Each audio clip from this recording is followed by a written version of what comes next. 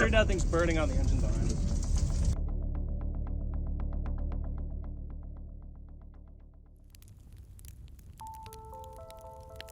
Conditions leading up to the afternoon of July 12, 2025 were consistent with what firefighters described as a normal level of extreme.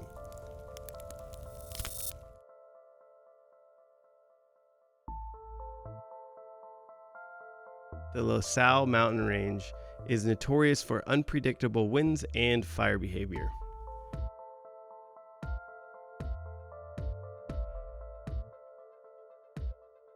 At 12:30, the fire activity on the mesa started to increase as the winds and drainages aligned.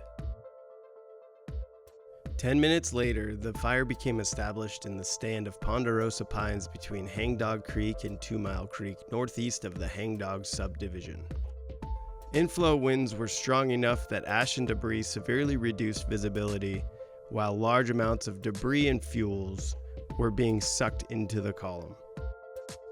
It continued to intensify and pick up speed, engulfing multiple structures with a combination of fire and intense winds. The last outgoing engine captain was concerned with being stuck in the back of a multi-vehicle line with the column approaching rapidly. The engine captain parked facing the oncoming column that was about a quarter mile away and continuing towards them. At approximately 13:09, the tornado stalled out over the last structure site and the parked engine. Okay, yeah, you guys might not have time at this point to get out, but if anybody's available to get down the Hangdog Road, it's probably a better option. Okay, copy. There was a BLM engine back there at that structure. We know if he's good still.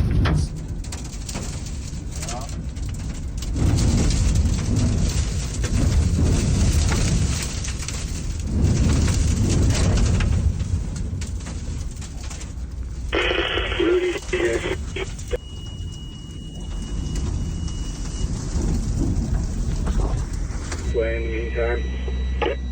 Okay, real good. Yeah, I would anticipate not getting any resources from where we're at. And guys, IC, we're not out of this yet. Go ahead, IC. Hey, did we get confirmation everyone's back in a safe spot? Hey, firm. Resources have moved back to safety zones. We do have one engine that stayed in with the structure. They are safe and in a good spot. Fire front has passed them.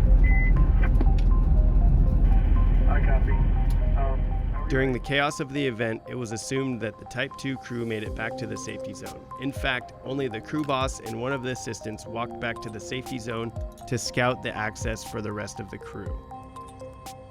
The radio traffic on the TAC channel made it difficult for the crew boss to notify the division that their crew was in fact in the good hard black and not in the safety zone. Rather than hike back to the safety zone, which under normal circumstances might have been doable, the crews made the decision to stay in the hard black. Crews only had a few feet of visibility as the conditions in the safety zone turned extreme. Inflow winds sucked in massive amounts of air from all directions, creating an ash dust storm. By most accounts, after rotating over the structure and safety zone for approximately 5 minutes, the intensity of the tornado started to break up, with the main tornado pushing south and losing intensity as it went into the hard black. One of the most miraculous outcomes is that the engine that sheltered in place took only superficial damage. The engine was exposed to flying sheet metal, roofing material, trees, and other heavy debris swirling in the column. A large Connex box was moved hundreds of feet and came to rest not far from where the engine crew parked. The most lasting damage was a dent in the side panel from what was likely a vehicle skid plate found not far from the engine itself. The engine's airline did develop a leak from the hot amber wash. This Pyro-Vortex was officially categorized as an EF2 vortex by the National Weather Service. Despite the extreme fire behavior and the numerous fire personnel in close proximity to the Pyro-Vortex, nobody on the fire was injured. The safety zone was adequate for the anticipated fire behavior, and crews had improved it the day before. Extreme weather-related events can happen at any time of the day. Traditionally, fire blow-ups happen in the mid to late afternoon. The fire tornado formed extremely fast.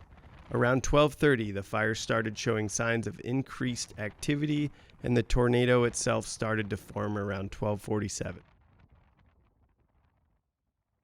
Personnel had a hard time checking in with their resources and their line supervisors.